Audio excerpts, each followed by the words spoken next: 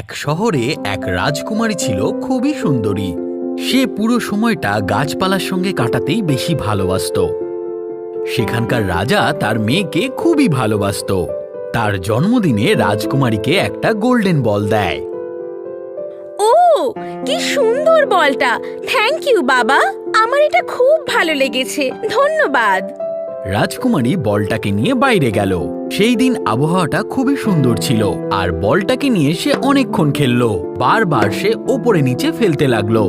বাবা আমাকে কি ভালো একটা উপহার দিয়েছে, এটা আমার জন্য সব থেকে ভালো উপহার। উপরে আর নিচে যায় আমার golden ball, bounce bounce bounce. উপরে আর নিচে যায় আমার golden ball, bounce bounce bounce bounce bounce bounce. কি ভালো বলটা, ইপ্পি! খুব ভালো লেগেছে।